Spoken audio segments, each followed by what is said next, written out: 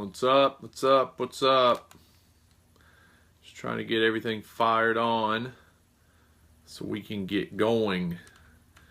We got a good discussion, a good show to get to tonight.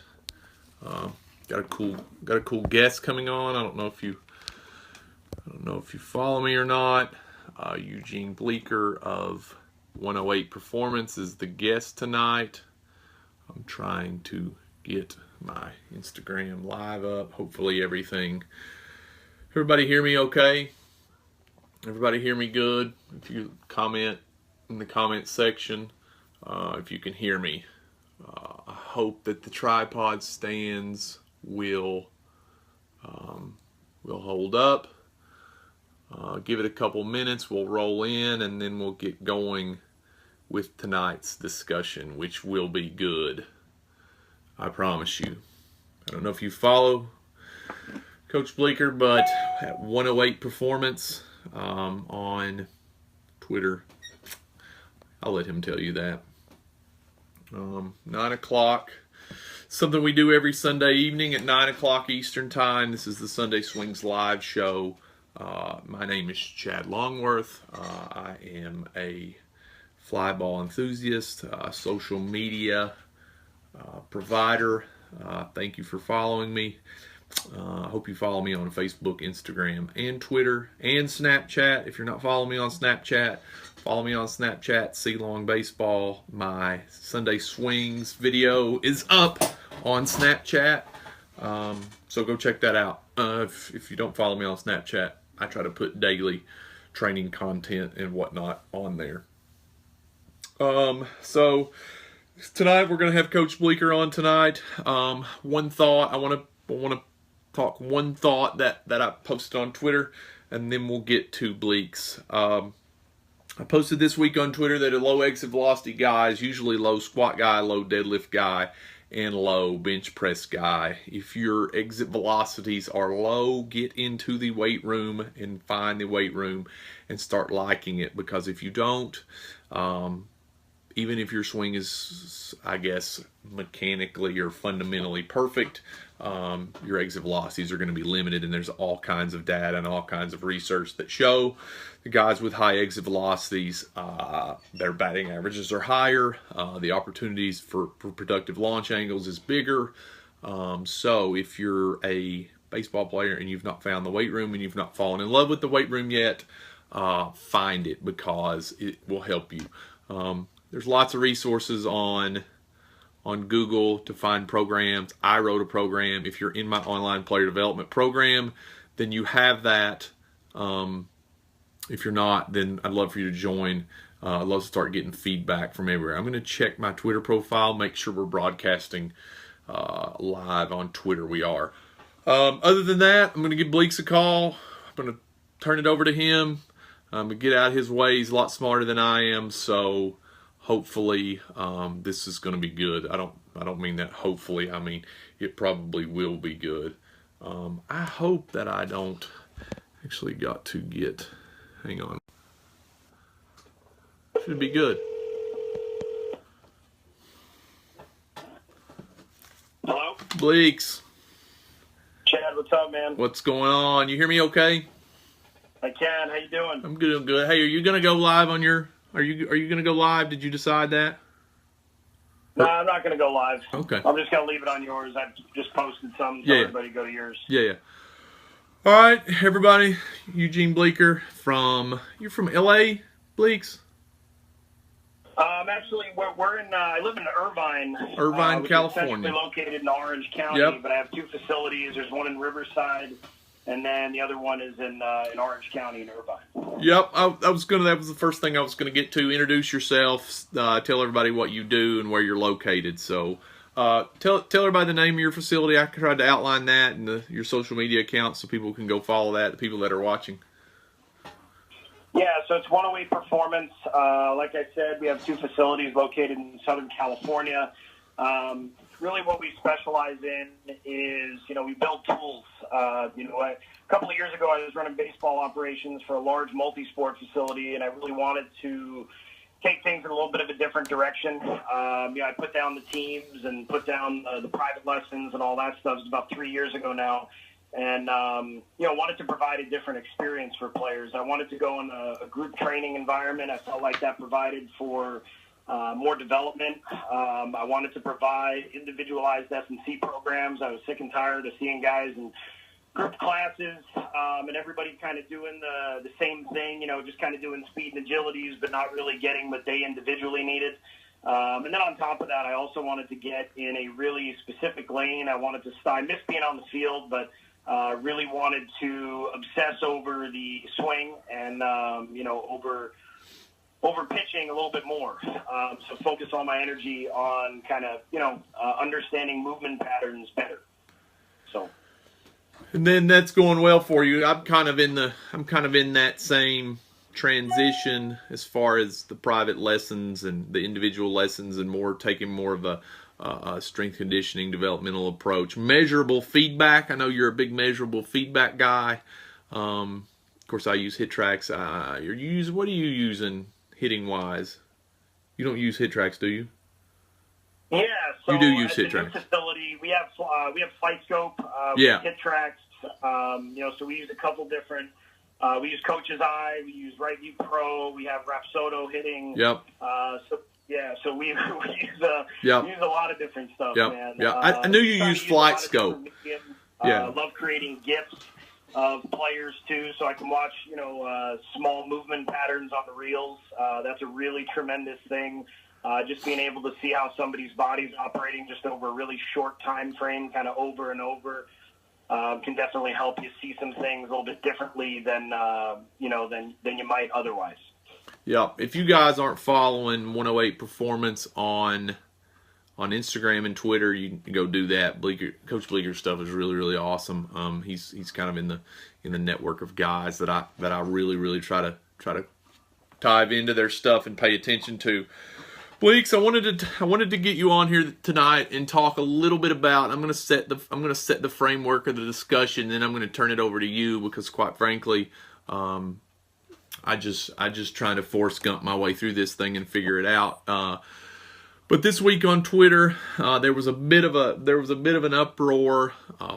The guy who started it, I mean, I can't remember these people because I don't really pay attention to a lot. I mean, there's a lot of ridiculous stuff that gets posted on the internet, so I don't remember the particulars of who it was, but it's not important. The topic of discussion and kind of the uproar in the community was that placing artificial ceilings on players, and the initial tweet was, there's all these guys out here pretending like they're coaching the next Mike Trout or Aaron Judge or whoever, and the reality is that you're not coaching that kid, and that kid doesn't need to be walking around believing that he is that guy, and chances are that he's not going to make it, so he needs to whatever. I mean, that you get the understanding of the conversation. Where I wanted to, and Bleeks was making great points on Twitter this week about coaches that put artificial ceilings on players for whatever reason it is. My take on it is, and this will be somewhat of a hot take, is my understanding is that it is just frankly coaches covering up their inabilities to develop players at that level. Whether they make it or not is not my choice. It's not for me to determine. It's for the player to determine. But I wanted to get Bleeks on and talk about how he made some great points on Twitter this week, and I wanted to get him on here. Oftentimes in 140 characters or less, you don't get an opportunity to add a lot of context to what you're saying. So Bleeks, tell everybody, talk about a little bit about that conversation, that artificial ceilings, and we can bounce and go from there. Yeah, so this is something I try to stay off of. I'm running an event in a couple of weeks on August 19th, and we got some of the best hit guys and coaches in the country flying in for it. And the event is called Bridging the Gap. And the reason that I bring that up is because I'm of the feeling like, look, nothing is wrong, right? Like even a few years ago, I was busy. I was so hell-bent. If I had a conversation with a hitting coach, they were telling me about swing down. I was like, no, swing up. Listen, do we really want to swing up? Yes, of course we want to swing up. But is swing down a feel? Yeah, swing down is a feel, and it's a feel that works for some guys, and it's necessary for some guys. And the point is, everything is right, nothing is wrong. It's just not right for everybody, and that's what everybody misses. People spend so much time arguing over nonsense, and I feel like, somebody should be, and this is the direction we're trying to go, is to somebody should be bringing the community together on it as opposed to being a separating factor and focusing on separating factors. And, I hate to go on there and just argue with somebody, but man, that guy really fired me up. No question. I mean, that tweet was terrible. I mean, first of all, in that tweet, he was saying, not everybody's 6'7", 255. Well, listen, the average Major League Baseball player is more like 6'1", 195, okay? That's first of all. So most of the guys filling up rosters are not the freaks, right? There are plenty of them out there, but not everybody is that freak. Second of all, that particular person and what they stated about how, if somebody's out there trying to teach you and tell you to swing like a pro or rotate like a pro or step like a pro, you should just go somewhere else.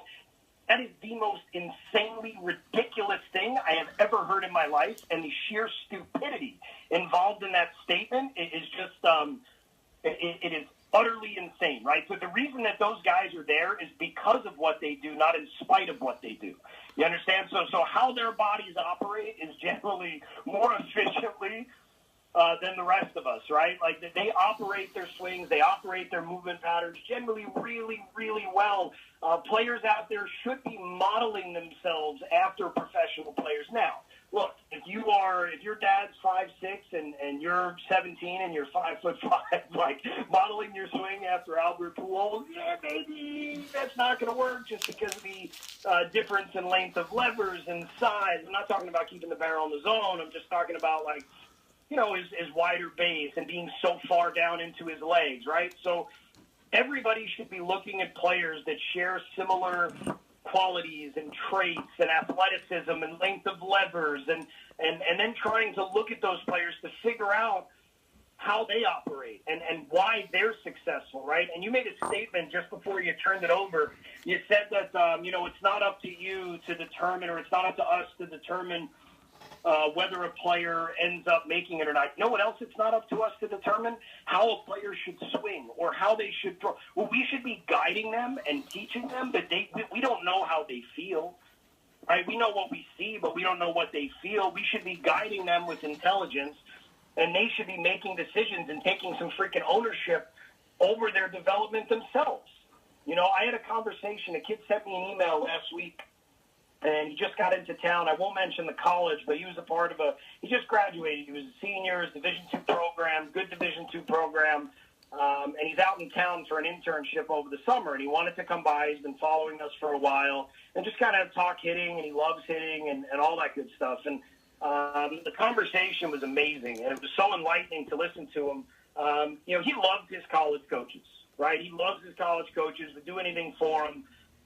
But about 2 years ago, he was a little unhappy. He was following a lot of the social media stuff, following player development and hitting development, and he started to look into some different things. And he was talking to his teammates about it. And the coach pulls him into the office and started talking to him about how he didn't really like what was going on and didn't like that because he was a 300 hitter and he was changing his swing and et cetera, and it became a problem for him. But he stuck through it, and he kept doing it. And there were some things he tried that worked and some things he tried that didn't work.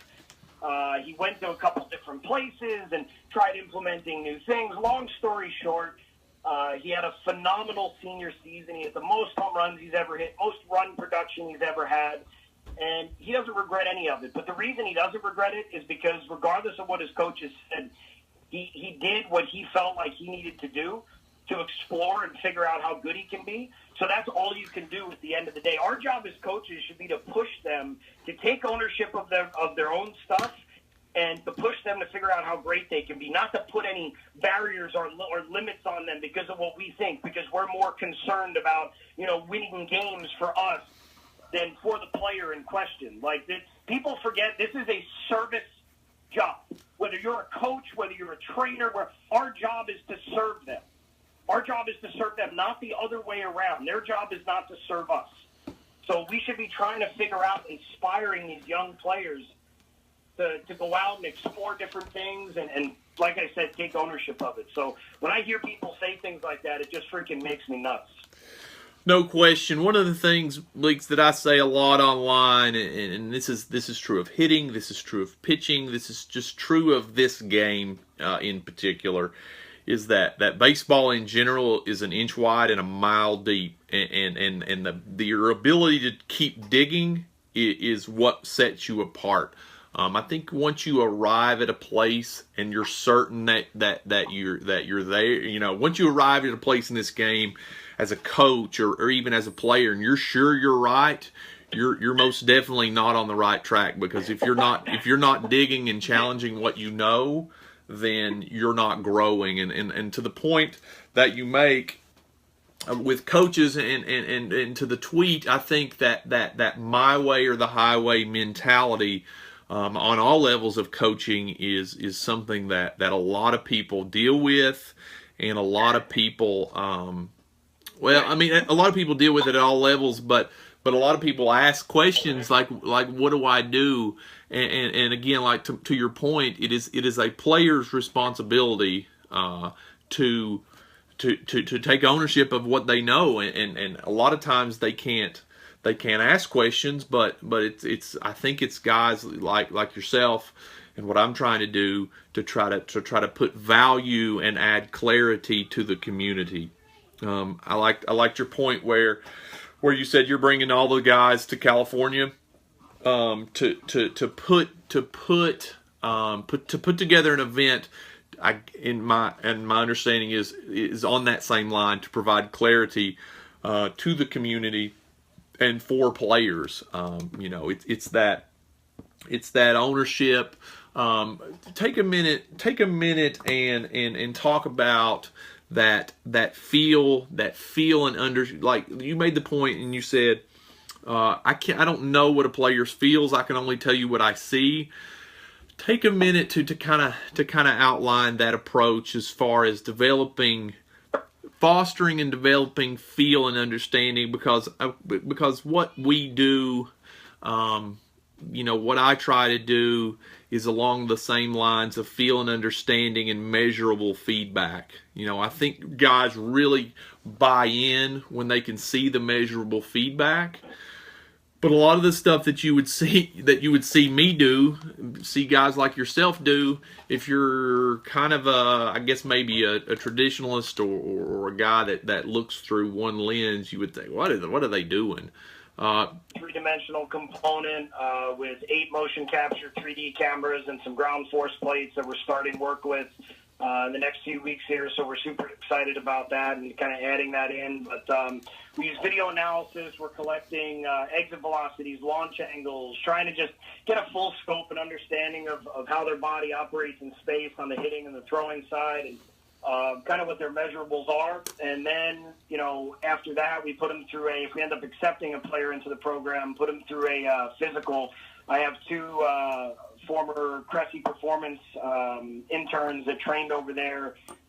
They're running our performance rooms, and they're trying to get an understanding of how the body's put together. And after we collect all this information, then we're kind of getting an understanding of what we're working with, and then we're putting together directions and kind of individualized development plans for guys. And there's a lot of different directions to go, but more than anything else, my feeling, I've been through a lot of different, I've tried a lot of different things as a coach and as a trainer with my players. I've been through kind of the evolution of this thing, and I feel like if you took 15 random 10-year-old kids, right, and none of them had ever played baseball before, and they all worked equally hard, all learned the same information, all got all the same info, one of those kids is going to end up at shortstop when the season begins, okay? And it's not the best athlete. Most times people say, oh, it's the best athlete. It's not the best athlete. Athleticism, I feel, in my context, or the way I think, is more strength and speed and power. And, there's a lot of great athletes that can't play short. And the bottom line is those shortstops, what they naturally possess is a higher degree of kinesthetic and spatial awareness skill than everybody else. that same kid, his brain is better at telling his limbs what to do in space. His brain can control his limbs.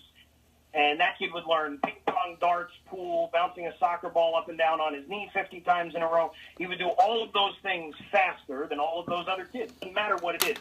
Baseball is a skill-based sport, right? So it's not just athleticism. There are some athletes in baseball that you wouldn't even qualify as, say, great athletes, but they're highly, highly skilled, right? So I believe that movement patterns trump everything, right? So swing patterns, throwing patterns, how the body operates kind of trumps everything. And how that's learned is different for every player. Every player has different cues, different feels, different drills, needs different things, different thoughts. Everybody's process should be different. I've been in bullpens with guys throwing 85 and have asked them to try to hit 87, and they hit 87. And then other guys will drop to 83, right? Because they're operating with not as quality of a pattern. They're tensing up. Everything's opening up at the same time. They're not sequenced. So whether it's intent-based or connection-based, high intent, low intent, swing down, swing up, turn the hands, it makes no difference. It's just about figuring out which thing is going to be right for which guy. So because of that, I would say a huge part of the training that we do is based on kinesthetic awareness skill and the brain just trying to learn how to teach the body what to do in space. So if you can take a kid and give him an external cue, and especially with young guys, I think it's perfect, right? Like just swing as hard as you can, hit the ball in the air. Yeah, no when question. You're working with an older guy or a big leaguer or a college guy that's been doing something that's so hardwired into his CNS, and you're trying to alter that movement pattern, it doesn't really work like that. Not all those guys can just have the external goal and produce the result you're looking for, right? They need more of a slow kind of internal focus. Let's isolate movement patterns. Let's understand our body better in space. Let's isolate the shoulders or isolate the hands or try to get feel for what this movement actually feels like and then replicate it and start to work on transferring that over to, through the process that we use into games. So, yeah, I think does that make sense? Yeah, so I say this a lot, and I actually said this yesterday in one of the training sessions is that intent begets action. So like you said, young players, baseline intent, if you can start from a place and a foundation where you get the intent of your action correct, a lot of the pattern and a lot of the feel and a lot of the things that you will create after that are going to come not easier, but it's going to be a more efficient pathway to get where you want to go. Especially, and I think, Bleeks, that creating an environment of adaptation, and I think I have seen you talk about this on Twitter. Training for perfection and training for one perfect swing is just not a good model and not really an attainable goal, because especially in hitting and pitching too, the ability to dynamically adapt in that moment, in that reaction, is everything. Creating those and talk a little bit about how maybe some things or how you create that environment, that challenging environment, that environment of adaptation, where those adaptations can occur in a training setting. Do you understand what I'm saying there? Yeah. So dynamic adjustability is a huge part of hitting. I think that understanding how to, and I totally get what you're saying about not every, the goal in the game. Not every swing is going to be perfect. Our goal is to put the barrel on the ball, and there's a lot of great hitters that have phenomenal adjustability in how they operate in space. And a great drill that we use for that, we take different length PVC pipes, and we actually just ordered some different length and different weight bats. Not just under and over, but just extremely long, extremely short. We do that with the PVCs and with mini wiffles, and just alternating, using different length implements to hit different objects. Changing variables in the training to force the player to learn how to do things a little bit outside of what they're so used to. Plus, there's so many times that guys, when it comes to hitting, they create such mindless reps. they're just going through the motions. So keeping things fresh and challenging their minds. And another thing, actually a really good one that we like to do with a lot of high-level guys, we'll take a tee, like a little low tee, and we'll place it down in the way, and then we'll throw BP or do soft toss or whatever, and that'll be, say, over the middle or in. And every time the ball is thrown, they have to hit the ball that's thrown. But then if the ball is faked on the throw and the thrower holds up at the last second, the hitter has to dynamically adjust and hit the ball that's placed off the tee. So, they could be getting used to reacting, say, middle in on the fastball, but then you have the one on the tee on the fake throw, and then they have to go down and get that one. So those are a couple of good things that we use for increasing adjustability. For sure. So one, we try to stay on here for 30 or 45 minutes. Let's talk a little bit about back to the artificial ceiling, and back to that conversation a little bit. Talk a little bit about the guy. Talk a little bit about the guy, and talk a little bit about because I know kind of what my experiences are with college guys or players that are looking to play in college. Talk a little bit about your experience getting feedback from college players, and if there's college coaches watching too, talk a little bit about the feedback that you get from college players, like the feedback that you got from the one kid, about coaches that are maybe indifferent about their players seeking outside opinion. Talk a little bit about that, and talk a little on a lot of, on a few different levels. Talk about that from a player perspective. How do players? Because I tell players a lot, you don't have to explain to anyone what your journey is. If you're looking for information, you don't have to share that. But again, from players asking questions of coaches, from coaches taking it as because one of the things that I see you post a lot is you get your players to tell you ask them what they're doing, and then they have to explain back to you. They make up their own feels. They make up their own stuff. Just that interaction between coach and player, from player seeking outside advice, from coaches trying to give players more information. Tell me a little bit about your experience with players and coaches of both ways. How do you interact and encourage players to seek more information? And then how would you encourage that player to maybe interact with their coach? In seeking that or sharing that or whatever. You get where I'm at? Yeah. I think that,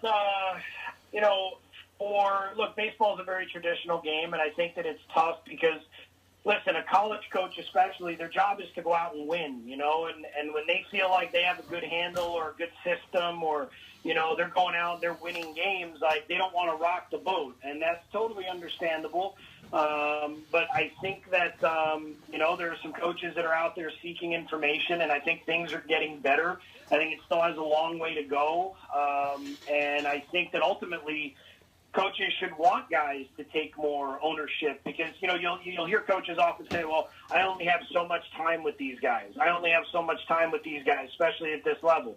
Well, why don't you start empowering them and entrusting them to get some things on their own, but within a parameter or within a framework, And the bottom line is what we all want is results, right? No matter what, right? So from a trainer's perspective, we're looking for results. From a player's perspective, we're looking for results. From the coach's perspective, we're looking for results. As long as we're getting results, no one should really care. You know what I mean? Nobody should care. So the players should, sometimes I would like it to be, obviously in a perfect world, I would like players to be able to go to coaches and just, talk with them like a young man. Go to them like a young man and without being afraid of some sort of consequence. Say, hey, coach, I was thinking about this or I was thinking about that. What are your thoughts on this? Here's mine.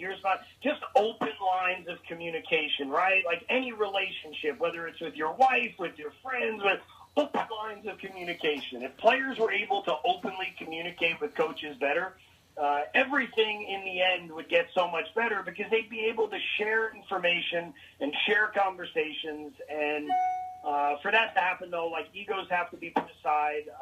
Players have to treat it the right way and respect it the right way, and just realize that they're living and dying by those things. So if they do it and they produce, then fine. And if they don't, and they don't produce, then, well, listen, this was your choice, man. That should be a life lesson that gets used. You Sure. know what I mean? Yep. So, yep. I think that communication. I think that communication is important. I think what the important part for players to learn is you have to be curious on your own as well. Like, you can't rely oftentimes on a coach to tell you every single thing that you should be doing. I think the whole genesis of the conversation is players taking ownership in what they're doing. But at the same time, I mean, if they're willing to dig for answers, then coaches should be willing to openly have conversations and add context, because there are guys, you know, I'm young by all standards of coaching. I mean, I've been coaching in the coaching community for 10 years. I played professionally for 4, but it's still young by all standards. And I can't. I mean, I don't claim to know much of anything. So any conversation that I can add context to on top of what a player is actively seeking for himself, I welcome. You know, I welcome conversations with guys like you. Hunter Bledsoe was in the building this week. Guys like Hunter, just those guys, to rely on them for myself, just to keep, you know, like I said, just to keep digging, man. Just keep going. Just keep looking for answers and trying to learn yourself. The best relationships that I have with people, or the best relationships that I have with players are the ones where we talk both ways. It's just not me talking the whole time, and I don't know. 100%. Yeah, I don't know if that's motivating to coaches or empowering to coaches that they have that authority to just talk down to people. But I think the relationship is much better with the player when the player feels like he can come to you. You know, I said in the beginning, it's not my job, nor is it the job of anyone, to determine what players can accomplish or will accomplish or won't accomplish. I just put the work in front of them, try to give them the measurable feedback, and then let's go down this rabbit hole together and try to figure this thing out. Yeah, and plus, like, listen, you never know what's going to happen. Look, I mean, there are some amazing stories and amazing things that I've seen, and like you know, I've only been coaching for about 10 years. I'm 33 years old, and, you know, I got into it as soon as I was done playing, and, you know, like, I've seen some amazing things, man. Like, I've seen guys who didn't play at all in high school or sat the bench and ended up at a major Division I school, or they went from 78 as a senior to 90 by their second year of college. Like, you know, so it's not really up to anybody to, like you said, be able to determine that. You just don't know. You know, you just don't know if you just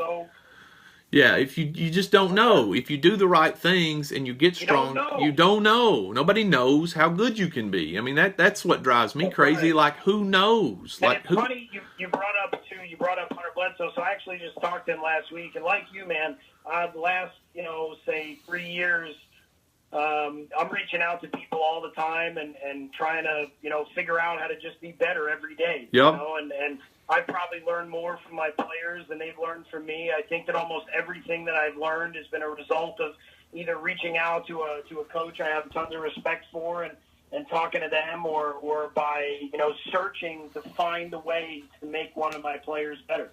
You know, like trying to figure out, okay, well, you know, I had this kid, you know, I've had him for last, I don't know, it's like almost 6 years now. I got him when he was 11, and, you know, 2 months into him being 12 years old while I had him, about 3 months into our relationship, freaking kid's throwing 80-plus miles an hour off the mound. Kid's 12 years right. old. He just turned 12 years old. I had never seen anything like it in my life, right? So, right. But he had a real low arm slot, man. His square shoulders looked just like Max Scherzer, and I needed to know if it was okay for him to throw from down there. So I started researching. And at that point, I had done about 1.5 years of research on velocity and arm care stuff, and I had just started my first program, and he was actually one of the first kids in it. And, come to find out, the lower arm slot seems to be actually the healthiest or healthier way to throw, less stress on the UCL, better operation for the shoulder than anything else. And actually, I talked to one of the smartest pitching guys I've ever spoken to about 2 weeks ago from Arkansas, Wes Johnson. Yep, I saw Wes at a clinic. I saw Wes I went to Pitchapalooza. With the studies that he's run, that he feels like he's seen healthiest elbow angles at 0 to 13 degrees on release. So that's actually one of the things we're going to be studying at this, what we're doing moving forward with not just the force plates, but with the 3D stuff. So long story short, I think that I've been able to help a lot of my players in terms of the throwing and the throwing patterns. A lot of that was inspired by different things that have happened to me. The researching on the arm slots, because I had this kid that was just absolutely amazing, and I knew that he could be special. I needed to take care of him. And, now he's 16, and he tops out at 96, and he's one of the best players in the country.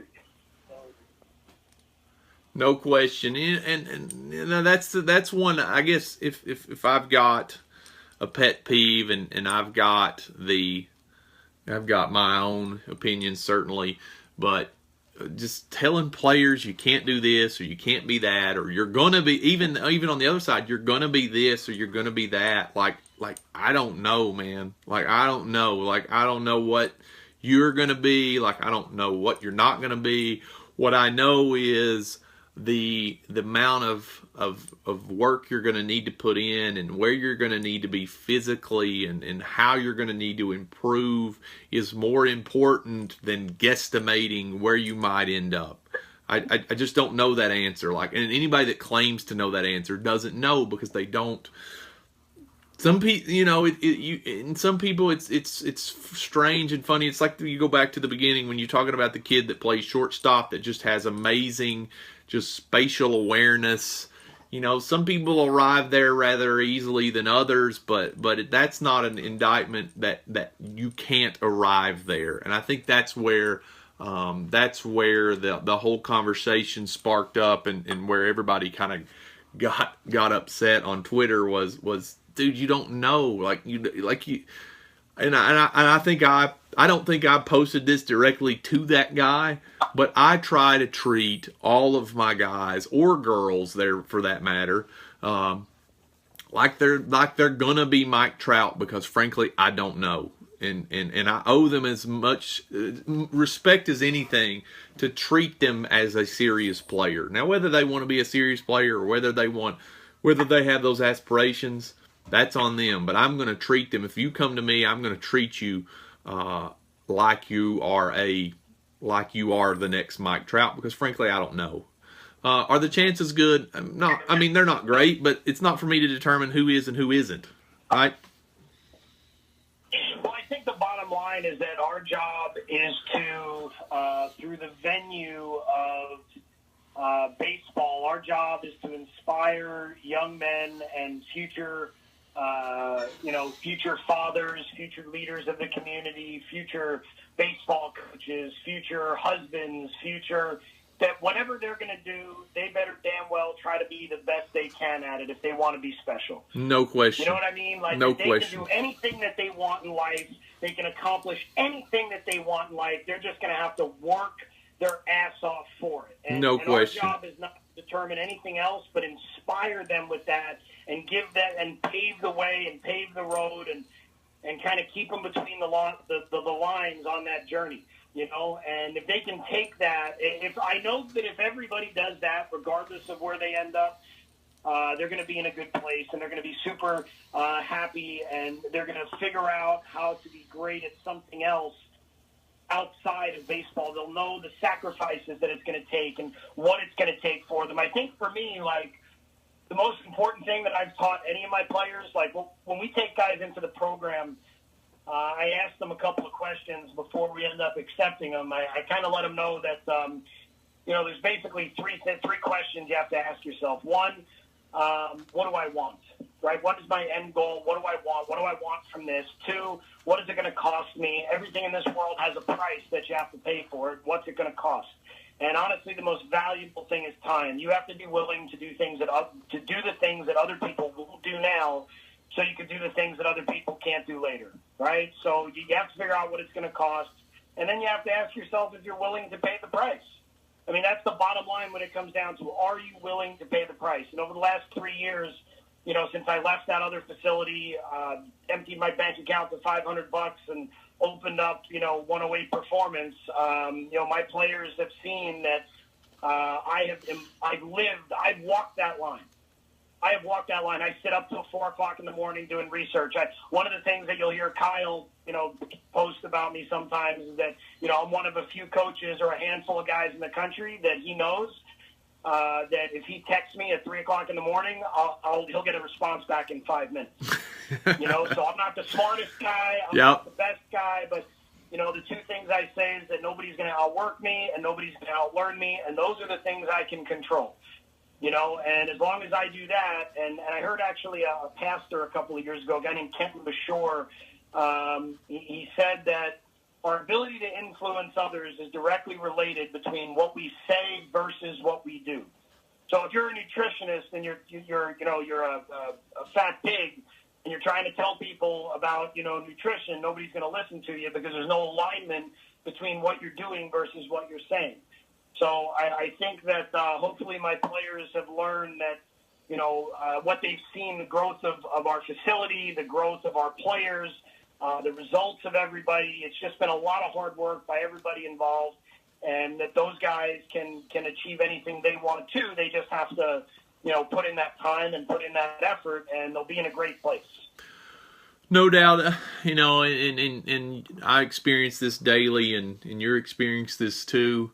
The roadmap to success in anything that you do is the same, whether you're 20 and playing baseball, or you're 35 and you're trying to build a business, or you're 47, you got a wife and kids, and you're just trying to do the best you can day in and day out with what you have in front of you, and let wherever the cards fall, they fall, and you got to get up tomorrow, and you got to go back to work. That's the great lesson.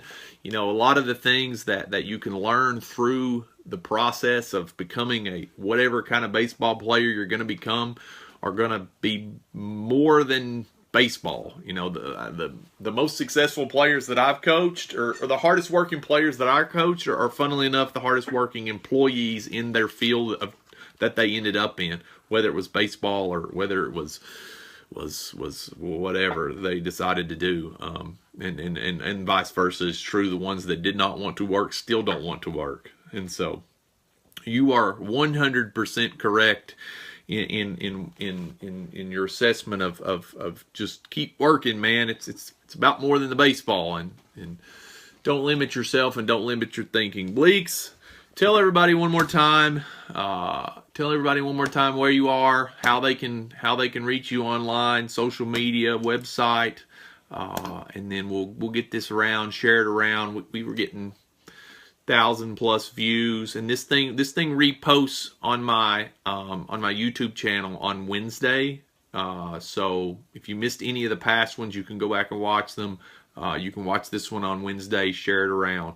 Bleeks, tell everybody who you are one more time, where they can get a hold of you and where they can find you. Yeah, so we're 108 Performance. We're in Southern California. We have 2 facilities, one in Riverside and one out in Irvine, centrally located in Orange County. Everybody can reach us at 108pa.com or go on our Instagram, which is, I believe, 108 Performance Academy. And then the Twitter, which I think is also under 108 Performance or Coach Bleeker or something like that. Yeah. So, all right, man. Well, I appreciate you coming on. Now, one last question. This is a quick question. This is informative for me too. The hitting get together you're doing in, did you say a month? Yeah, it'll be in a couple of weeks. It's August 19th. Is that open for people? How do people get to that, or is that just a coach's thing? Like talk about that for just a second before we jump off. Yeah, so that's going to be, it's called Bridging the Gap. It's the, kind of bring a bunch of really open-minded and great coaches together, high school, college. We got a lot of great private hit guys out there that are coming from all over the country. Ryan Parker, Connor Dawson. I believe Doug Glotta is going to end up being there. We got Trent Otis and Matt Denny from Zona Baseball coming out. Steve Johnson is coming out from Lake Kick Nation. I think Jeff Leach is coming as well. And a bunch of other guys. So we're just all getting together, and we got a great day planned. We're turning it into basically like Palooza, but for hitting and putting it out on the West Coast. It is not open to the public. We are talking about live streaming it. Okay. It's pretty much just a coaches and players kind of event only. We have scouts that'll be there too, so anybody kind of involved in baseball. If anybody does want like an invitation, we do. You can reach out to us via email, 108@108pa.com, or you can shoot us a DM or a message. We consider bringing some other guys in, but we're trying to keep it a little bit limited. We're trying to keep it under 100, and our numbers are getting kind of big. So For sure. Okay. Yeah, if anybody does want to come out, please let us know. Yep. All right, man. Well, good luck out in California. I got to get out there sometime. I tweeted at you the other day that if you're interested in a backwoods Virginian with a hit tracks, I'd love to come to California. Dude, you should just fly out here for the event, man. It's going to be awesome. We're filming the whole thing. We got a bunch of speakers rolling. It's going to be a great event. Yeah. We'll talk about that. We'll talk about that in a DM or something. I'm going to Charlotte, doing a clinic in Charlotte, so it may be a conflict, but I don't know. I'll talk to you on DM though. Okay. Sounds good, man. Eugene Bleeker, everybody. Thanks, Bleeks. Thanks for having me on, Chad. All right, man. Appreciate it. Bleeks is awesome. Like, if you're not following 108 Performance and trying to find out what they're doing, he's awesome. Like, I don't know that I can add a whole lot to that other than to take some questions now. I'm probably going to end the Facebook feed. There's just not that many people on there. So I'm going to end that. I'll stick around on Periscope and Instagram and answer questions from that interview.